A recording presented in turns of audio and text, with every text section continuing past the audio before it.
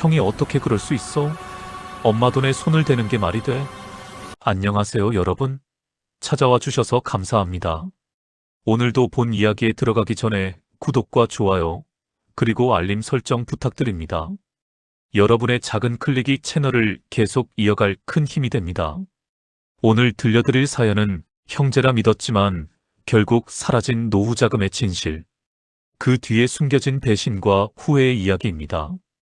가족이라는 이름 아래 묻혀있던 문제들이 어떻게 터져나가는지 잠시 마음을 가다듬고 들어봐 주시길 바랍니다. 아버지는 10년 전 병환으로 돌아가셨고, 어머니, 첫째 병수형과 둘째 정수형, 저는 삼형제 중 막내 김명수, 올해 64입니다. 평생 건설 현장에서 몸으로 일하며 살아왔습니다. 허리가 2번이나 나가고 손가락 마디가 굳어도 버텼습니다. 그저 노년에만 안정되면 된다는 생각 하나로요. 그래서 모아둔 퇴직금과 적금, 그리고 아내가 꾸준히 모은 보험 환급금까지 우리 부부가 평생 모은 돈은 총 1억 8천 정도였습니다. 아내는 늘 말했습니다. 여보, 우리 이 돈으로 조용히 시골에 내려가서 살아요. 모자라면 둘이 벌면 되고요. 그 꿈이 손에 잡힐 듯 가까웠습니다. 하지만 모든 일은 불현듯 깨지기 마련이었습니다. 작년 겨울, 작은 형인 정수영이 연락을 해왔습니다. 목소리가 떨리고 한숨이 그 사이에 섞여 있었습니다. 막내야, 나 좀 급한 일이 생겼다. 너 말고는 도움받을 데가 없다. 다급한 말투에 저는 일단 형 집으로 갔습니다. 형수는 외출 중이라며 형은 문을 열어주며 저를 안으로 들였습니다. 방 안에는 술 냄새와 종이들, 급히 적은 메모들이 널려 있었습니다. 작은 형은 의자에 털썩 주저앉더니 말했습니다. 나 사업이 크게 잘못됐다. 사기까지 당해서 지금 집도 경매 들어간다. 저는 순간 말이 나오지 않았습니다. 작은 형은 가족 중에서도 가장 든든한 사람이었습니다. 어릴 적 저를 대신해 맞아주기도 했고, 아버지가 돌아가신 뒤에도 늘 저희를 챙겼습니다. 저는 형을 말 그대로 믿고 살았습니다. 그런 형이 이렇게 무너져 있었습니다. 작은 형은 제 손을 잡았습니다. 손이 너무나도 차가웠습니다. 동생아, 좀만 도와주라. 내가 정말 다시 일어날 자신 있다. 넌 나 믿지? 내가 죽기 전에라도 꼭 갚을게. 제발. 작은 형의 눈은 간절했습니다. 하지만 저는 주머니에 손을 넣어도 나올 게 없었습니다. 저희도 이제야 노후 준비를 시작하는 단계였으니까요. 그때 형이 말했습니다. 전에 너도 적금 모아둔 거 있잖아. 그 돈 조금만 빌려줘. 이 상황만 넘기면 된다. 내가 너한테 절대로 피해 안 준다. 저는 망설였습니다. 머리로는 안 된다고 말해야 했습니다. 하지만 가슴은 그래도 형이잖아 라고 말하고 있었습니다. 결국 며칠 뒤 저는 아내에게 형 사정을 이야기했습니다. 아내는 깊은 한숨을 내쉬었습니다. 여보, 형님 안타까운 건 알지만 우리도 이제 겨우 여기까지 왔어요. 당신 허리도 그렇고 앞으로 병원비도 더 들어갈 텐데. 맞는 말이었습니다. 하지만 저는 마지막으로 이렇게 말했습니다. 내가 어릴 때 어려울 때 형이 많이 도와줬어. 이번만큼은 내가 갚아야 할 것 같아. 아내는 조용히 고개를 숙였습니다. 그리고 속삭이듯 말했습니다. 이게 우리 노후의 전부인데. 그날 밤 저는 잠을 이루지 못했습니다. 천장에 비치는 가로등 불빛만 멍하게 바라보며 한 가지를 반복했습니다. 과연 이 선택이 옳은 걸까? 그러나 결국 다음 날 저는 평생 모은 돈 중 8천만 원을 작은 형에게 건넸습니다. 형은 제 손을 꼭 잡았습니다. 그리고 말했습니다. 정말 고맙다, 나 평생 갚을게. 그 순간 저는 믿었습니다. 형이 지킬 거라고. 가족은 배신하지 않는다고. 하지만 그 믿음이 가장 큰 실수였음을 깨닫기까지는 오래 걸리지 않았습니다. 작은 형에게 돈을 건넨 뒤로 형은 갑자기 저와 거리를 두기 시작했습니다. 전화도 잘 받지 않았고 문자를 보내도 하루 뒤에 짧게 답장을 보내왔습니다. 그리고 어느 날 형수에게서 전화가 왔습니다. 떨리는 목소리였습니다. 혹시 이 사람한테 돈 빌려줬어요? 그 한마디로 제 심장은 내려앉았습니다. 그리고 곧 이어진 형수의 말은 제 노후를 송두리째 흔드는 시작점이었습니다. 서방님, 지금 이 사람 집에도 들어오지 않아요. 저도 어디에 있는지도 몰라요. 저는 그 순간 직감했습니다. 뭔가 아주 잘못되었구나. 그리고 그것은 앞으로 맞게 될 배신과 진실의 서막이었습니다. 결국 작은 형은 내 돈과 함께 가족을 버리고 사라져 버렸습니다. 그 후 몇 달이 지났습니다. 여전히 작은 형의 행방은 알 수가 없었고 그 일로 어머니는 속병과 화병을 앓기 시작했습니다. 저 역시 그날 이후로 마음이 조금씩 불편해지기 시작했습니다. 아무렇지 않은 척하려 했지만 어딘가 맞지 않는 퍼즐 조각처럼 작은 의심이 계속 마음 한쪽을 찌르고 있었습니다. 그렇게 며칠이 지나자 이상한 소식 하나가 제 귀에 들어왔습니다. 어머니와 가깝게 지내던 옆집 김씨 아주머니께서 조심스레 말을 꺼내셨습니다. 명수야, 오랜만이네. 병수는 요즘 많이 바쁜가 봐. 은행에 자주 보이더라. 그 말은 제게 묘한 울림을 주었습니다. 저는 곧바로 어머니를 찾아갔습니다. 어머니, 통장은 잘 챙겨두셨죠? 어머니는 제 말을 이해하지 못하겠다는 듯 천천히 눈을 깜빡이셨습니다. 분명 노후 자금은 어머니 명의 통장에 그대로 보관되어 있어야 했습니다. 예전처럼 내 큰형한테 맡겨놨다. 내가 들고 다니면 잃어버릴까봐 맡겨뒀어. 순간 심장이 내려앉는 듯 했습니다. 통장을 큰형한테요? 어머니는 제가 왜 놀라는지조차 잘 모르신다는 표정이었습니다. 원래부터 내 큰형이 챙겼잖니. 아버지 돌아가시고 나서부터. 저는 숨을 고르고 최대한 차분하게 여쭈었습니다. 어머니, 그 통장에 혹시 잔액이 얼마나 남았는지 아세요? 어머니는 고개를 저으셨습니다. 글쎄다, 내 형이 잘 알아서 하겠지. 내가 그런 걸 어떻게 다 알겠니? 그 순간 저는 확신했습니다. 무언가 잘못되고 있다는 것을. 그날 저녁 저는 큰형을 따로 불러 조심스레 물었습니다. 형, 어머니 통장 말인데 어디 있어? 큰형 병수는 짧게 대답했습니다. 내가 갖고 있어. 저는 최대한 부드러운 목소리로 물었습니다. 왜 형이 가지고 있어? 어머니 돈이잖아. 그러자 형은 갑자기 탁 하고 씁쓸하게 웃었습니다. 야, 너는 아직도 몰라. 부모님 노후 자금이란 게 결국 우리가 관리해야 할 돈이야. 어머니는 언제 어떻게 쓰실지도 모르고 내가 챙기는 게 맞지.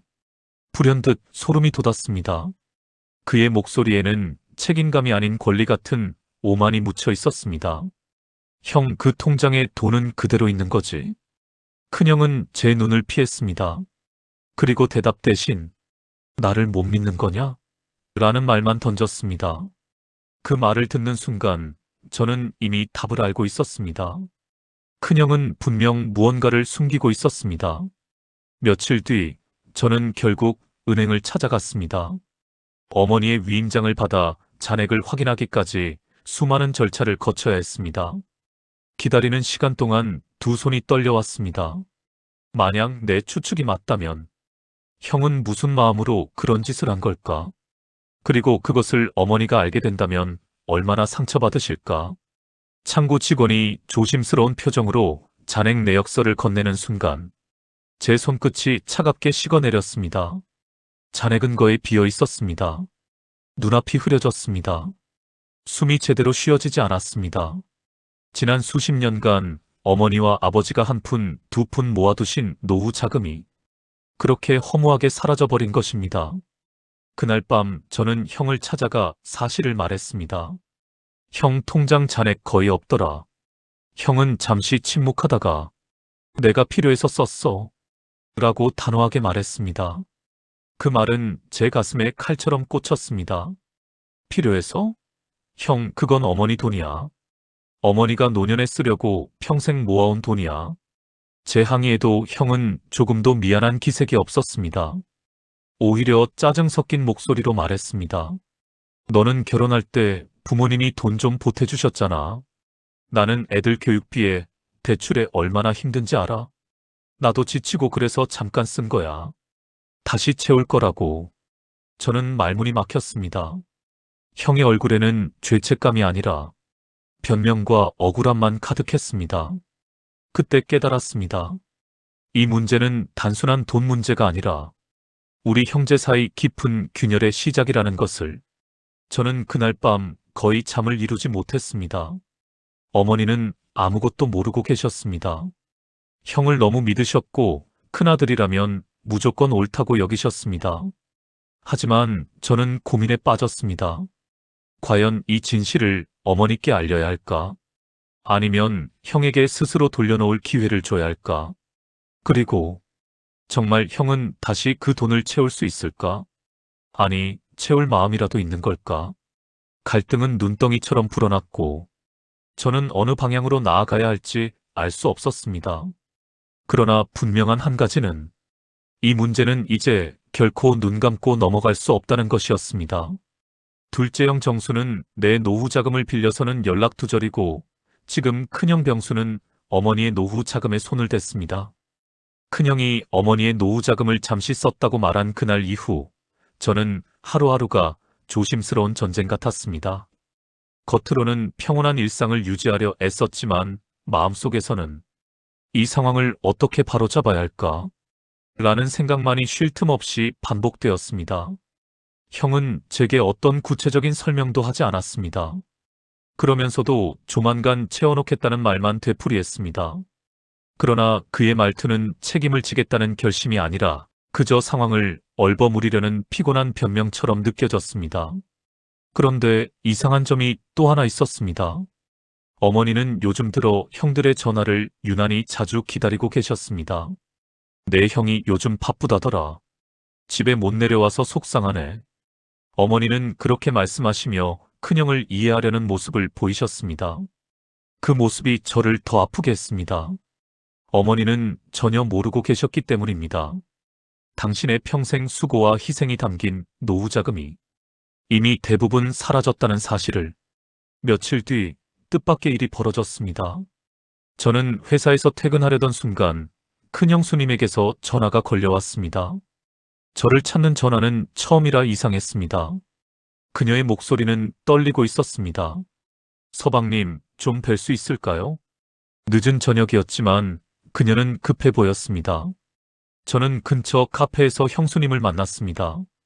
그녀는 자리에 앉자마자 조용히 눈물을 닦았습니다. 미안해요.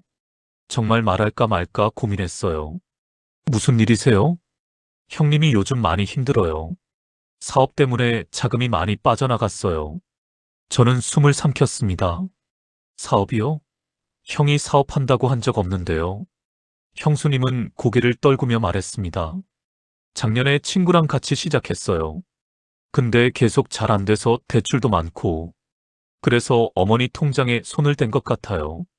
그녀는 확인하지는 못했다고 했지만 이미 충분했습니다. 저는 왜 형이 그동안 그렇게 불안한 눈빛을 보였는지, 왜 말을 얼버무렸는지 모든 퍼즐이 맞춰지는 느낌이었습니다. 하지만 분노보다 더 앞서 밀려온 감정은 막막함이었습니다. 형이 돈을 돌려놓을 수 있는 상황이 아니었습니다. 오히려 더 깊은 수렁으로 빠져 있는 상태였습니다. 며칠 뒤 저는 형을 찾아가 사실을 확인했습니다. 형은 처음에는 발끈했습니다. 형수한테 들었냐? 아니, 그 사람이 왜 그런 말을 해? 하지만 결국 그는 모든 걸 인정했습니다. 나도 죽을 맛이야. 누구보다 어머니한테 죄송한 거 알아. 근데 내가 지금 무슨 수로 다시 채워넣냐? 사업만 좀 잘 되면 다시 다 돌려놓을 수 있었는데. 형의 표정은 한없이 지쳐 있었습니다. 한때 가족을 위해 온몸이 닳도록 일하던 그 형이 어른이 되고 사회에 나선 뒤 감당할 수 없는 짐을 홀로 떠안고 있었던 것입니다. 그를 보며 저는 복잡한 감정에 휩싸였습니다. 형을 향한 실망과 분노, 배신감은 분명했습니다. 하지만 동시에 가족이 쓰러지는 모습을 보는 듯한 고통도 있었습니다. 그러나 현실은 냉정했습니다. 어머니의 노후 자금이 사라졌고 형의 사업은 언제 회복될지 기약이 없었으며 이 사실을 어머니에게 언제 어떻게 알려야 할지가 가장 큰 문제로 남아 있었습니다. 며칠 후 어머니의 상태가 갑자기 안 좋아졌습니다. 평소처럼 시장을 다녀오신 뒤 갑작스런 어지럼증으로 쓰러지셨습니다. 병원에서는 과도한 스트레스로 인한 혈압 문제입니다. 최근에 걱정하시는 일이 있으셨나요? 라고 물었습니다. 저는 대답할 수 없었습니다. 어머니는 아마도 둘째 형 일로 신경을 쓰고 있었지만 큰형 일은 모르고 있지만 알게 된다면 감당하기 어려울 큰 충격이 될 것이기 때문입니다. 어머니가 병실에서 조용히 잠들어 계신 모습을 보며 저는 결심이 섰습니다. 더 이상 시간을 끌 수 없다. 이 문제를 이제는 정면으로 마주해야 한다. 그리고 저는 형에게 마지막으로 말했습니다. 형, 이번 일 더 이상 숨길 수 없어. 우리 가족부터 다시 지켜야 하잖아. 어머니가 입원한 뒤 병실의 공기는 늘 무거웠습니다. 둘째 형 정수에게 그동안 수천 번을 전화를 해봤지만 여전히 받지 않았습니다. 하지만 어머니가 입원한 사실을 알려야 했기에 문자로 병원과 병실호실을 남겨두었습니다. 어머니는 아프시면서도 미소를 잃지 않으려 애쓰셨습니다.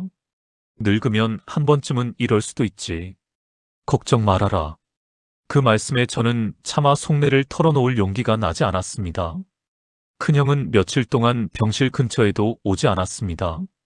전화도 받지 않고 문자를 보내도 답이 없었습니다. 저는 점점 더 불안해졌습니다. 혹시 큰형이 더 큰 일을 저지르지는 않을까? 혹은 죄책감에 스스로를 망가뜨리지는 않을까? 결국 저는 큰형 집으로 찾아갔습니다. 형수님은 문을 열자마자 떨리는 목소리로 말했습니다. 요즘 형님이 거의 잠도 못 자요. 밖에 나가기도 싫다고 하고 그냥 아무 말도 안 하고 누워만 있어요. 저는 조심스럽게 방문을 열었습니다. 방 안에서 형은 멍한 눈으로 천장을 바라보고 있었습니다. 선풍기 소리만 희미하게 울리는 방은 진짜로 시간이 멈춰버린 것 같았습니다. 형. 제가 조용히 부르자 형은 천천히 고개를 돌렸습니다. 그 눈빛은 예전의 큰형이 아니었습니다. 힘없고 무너진 미안함과 두려움이 뒤섞인 눈. 저는 그 눈빛을 보는 순간 분노보다 연민이 먼저 치밀어 올랐습니다. 정말 미안하다. 큰형은 입술을 떨며 말했습니다. 나도 이렇게 될 줄 몰랐다. 사업이 곧 좋아질 거라 믿었어. 그러면 어머니 돈 다시 채워넣고 너한테 말하지 않아도 될 줄 알았어. 형의 말은 중얼거림처럼 흐트러져 있었지만 그 안에 담긴 절박함은 분명했습니다. 그날 저는 형과 오래 이야기했습니다. 형은 이미 빚이 눈덩이처럼 불어난 상태였습니다. 대출, 신용카드, 사채까지 아니었음은 다행이었지만 상황은 충분히 위험할 정도였습니다. 저는 큰형에게 차분히 말했습니다. 형, 지금 형 혼자서는 해결 못해. 그리고 우리 어머니한테 이대로 계속 숨길 수는 없어. 형은 고개를 세차게 저었습니다. 말하면 어머니 쓰러지셔. 나도 더 뵐 면목 없어지는 거고. 저는 한참을 생각했습니다. 어머니께 사실을 모두 말하면 충격은 피할 수 없겠지만 그렇다고 계속 숨긴다면 언젠가는 더 큰 상처가 될 것이 뻔했습니다. 형, 우리가 죄를 숨기자는 게 아니야. 이제부터라도 함께 바로잡자는 거야. 어머니한테 솔직해지고 우리가 다시 시작해보자. 형은 손으로 얼굴을 감싸고 조용히 울었습니다. 어른이 된 뒤 처음 보는 형의 흐느낌이었습니다. 그 모습을 보며 저는 이 일을 단순한 형의 잘못으로 돌리는 것이 오히려 더 무책임한 태도라는 생각이 들었습니다. 결국 저는 하룻밤 고민 끝에 결심했습니다. 우리가 할 수 있는 범위 안에서 형의 빚 일부를 먼저 정리해주고 나머지는 형 스스로 갚게 하자. 그리고 그 과정을 어머니께 솔직히 설명하자. 물론 이 과정에서 형과 깊은 대화를 나누는 것이 무엇보다 필요했습니다. 다음 날 저는 형을 데리고 재무 상담을 받으러 갔습니다. 형은 처음엔 마지못해 따라왔지만 전문가가 형의 상황을 정확히 설명하는 걸 들으면서 조금씩 현실을 받아들여가는 듯 했습니다. 지금 상황을 솔직하게 인정하고 갚을 수 있는 부분부터 차근히 줄여나가야 합니다. 형은 조용히 고개를 끄덕였습니다.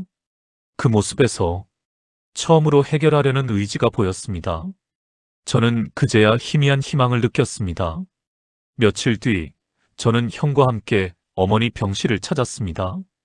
형은 어색한 걸음으로 병실에 들어섰고, 어머니는 그 모습을 보고 환하게 웃으셨습니다. 아이고, 우리 큰아들 왔네. 형은 그 앞에서 한동안 말이 나오지 않았습니다. 그리고 갑자기 무릎을 꿇었습니다. 엄마 죄송해요. 그 한마디에 어머니는 놀라 손을 부들부들 떨었습니다. 저는 어머니 옆에서 조용히 말했습니다. 어머니, 우리 형이 요즘 많이 힘들었어요. 그래서 잘못 판단한 일이 있었어요. 하지만 이제부터 저랑 같이 해결할 거예요. 어머니는 상황을 다 이해한 것처럼 아무 말 없이 형의 손을 꼭 잡으셨습니다. 괜찮다, 사람은 누구나 실수한다. 중요한 건 다시 시작하면 된다. 그 말에 형은 끝내 눈물을 쏟았습니다. 그 순간 저는 느꼈습니다. 상처가 완전히 치유된 것은 아직 아니지만 우리는 조금씩 회복을 향해 가고 있다는 것을 저는 확신했습니다. 가족은 단번에 무너지지 않으며 단번에 회복되지도 않지만 마음을 다하면 다시 이어질 수 있다는 것을. 어머니의 병세는 며칠 뒤 조금씩 안정되었습니다. 위태로웠던 혈압도 잡히고 표정도 한결 밝아지셨습니다. 형과 저는 번갈아 병실을 지키며 어머니가 쉴 때는 조용히 이야기를 나누고 식사 시간을 맞춰 따뜻한 죽 한 그릇이라도 드시도록 도왔습니다. 그 과정에서 형은 이전과 다른 사람이 되어가고 있었습니다. 말수가 조금 줄었지만 그 짧은 말 속에는 책임감이 담겨 있었습니다. 내가 너무 늦게 깨달았다. 형은 이렇게 중얼거리곤 했습니다. 저는 대답했습니다. 지금이라도 다시 시작하면 돼. 가족은 버리는 게 아니라 지키는 거니까. 형은 조용히 하지만 확실하게 고개를 끄덕였습니다. 며칠 후 어머니는 퇴원하셨습니다. 집으로 돌아오는 길, 어머니는 차창 밖을 보며 조용히 말씀하셨습니다. 사람이 살다 보면 잘못도 하고 미움도 생기고. 근데 말이다. 그걸 다 쌓아두면 결국 자기만 괴로운 거야. 형은 그 말에 눈시울이 붉어졌습니다. 어머니의 말은 형에게 준 마지막 기회이자 용서의 손길이었습니다. 집에 도착하자 작은 거실은 어쩐지 전보다 따뜻해 보입니다. 어머니가 다리에 힘이 없으셔서 천천히 앉으시는 동안 형은 서툰 손길로 어머니 등을 받쳐드렸습니다. 저는 그 모습을 보며 가슴속 깊은 곳에서 묵직했던 돌덩이가 조금씩 가벼워지는 것을 느꼈습니다. 며칠 뒤 형은 중요한 결심을 내렸습니다. 내가 다시 일할 곳을 찾으려고 해. 작은 일이라도 꾸준히 벌어서 어머니 돈 다시 채워놓을게. 저는 놀라면서도 기뻤습니다. 형의 목소리에는 도망치지 않겠다는 강한 의지가 묻혀 있었습니다. 형수님도 조심스럽게 말했습니다. 당신 예전처럼 다시 시작하면 돼. 우리 같이 해보자. 형은 말없이 아내의 손을 꼭 잡았습니다. 그 손에는 가족을 지키겠다는 조용한 약속이 담겨 있었습니다. 봄이 되었습니다. 어머니는 동네 공원을 산책할 정도로 회복하셨습니다. 형은 새로 일자리를 얻어 성실하게 다니고 있었습니다. 그리고 어느 날 형은 작은 봉투 하나를 제게 건넸습니다. 빚 갚으려고 조금씩 모은 거야. 아직 갈 길은 멀지만 여기서부터 시작하려고. 봉투 안에는 몇 달 동안 형이 악착같이 모은 금액이 들어 있었습니다. 많지 않았지만 그 안에는 형의 진심과 책임이 가득했습니다. 저는 말없이 형의 어깨를 두드렸습니다. 우리는 한동안 아무 말도 하지 않았지만 그 침묵 속에 형제의 마음이 천천히 이어지고 있음을 느낄 수 있었습니다. 어머니는 요즘 웃음이 늘었습니다. 밥상 앞에 둘러앉아 세 사람이 함께 식사를 할 때 어머니는 자주 이렇게 말하셨습니다. 가족은 말이다, 멀리 있는 게 아니라 마음이 가까이에 있는 게 가족이다. 그 말에 형은 조용히 고개를 숙였고 저도 깊이 공감했습니다. 우리는 돌이킬 수 없는 상처를 겪었지만 그 상처를 마주하고 서로를 잡아준 덕분에 결국 다시 가족이라는 이름 아래 모일 수 있었습니다. 저는 그날 밤 어머니 방 앞에서 멈춰 섰습니다. 문틈 사이로 들려오는 어머니의 고른 숨소리가 이상하도록 마음을 편안하게 만들었습니다. 그리고 깨달았습니다. 돈은 잃으면 다시 벌 수 있지만 가족은 한 번 잃으면 다시는 돌아오지 않는다는 것. 형의 잘못도 제 분노도 이제는 조금씩 제자리로 돌아가고 있었습니다. 그 빈자리를 채우는 것은 책임과 용서, 그리고 다시 시작하려는 의지였습니다. 우리는 그렇게 조금씩 천천히 서로를 회복해 갔습니다. 그리고 어머니는 어느 저녁 식탁에서 이렇게 말했습니다. 이제 됐다. 우리 다시 서로 믿고 서로 지켜주면 된다. 그 말에 형과 저는 아무 말 없이 웃었습니다. 그 웃음은 오래 묵은 슬픔과 후회를 지워주는 따뜻한 봄바람 같았습니다.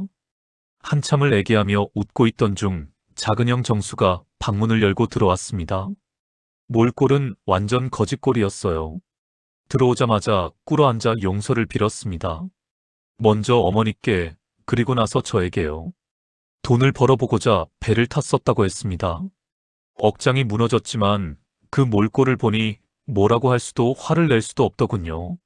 어머니는 이번에도 아무 말 없이 작은 형의 손을 잡아주었습니다. 저는 작은 형에게도 큰 형처럼 기회를 주기로 했습니다. 큰 형이 해냈듯 작은 형도 해낼 수 있을 겁니다. 이렇게 저의 노후 자금은 큰 형의 빚을 청산하는 데 쓰이고 작은 형이 빌려가 버려 거의 남지 않았지만 분노보다는 안도의 숨이 내쉬어지더군요. 가족은 그렇게 다시 서로를 바라보고 남은 삶을 함께 걸어가기 시작했습니다. 오늘 사연이 여러분께 작은 위로가 되었으면 좋겠습니다. 가족 사이에서 벌어지는 오해와 상처는 때때로 깊고 아프지만 그만큼 서로를 다시 바라볼 힘도 만들어줍니다. 여러분의 가정에도 오늘 사연처럼 따뜻한 변화와 화해가 찾아오기를 진심으로 응원하겠습니다. 다음 사연도 기대해 주세요. 감사합니다.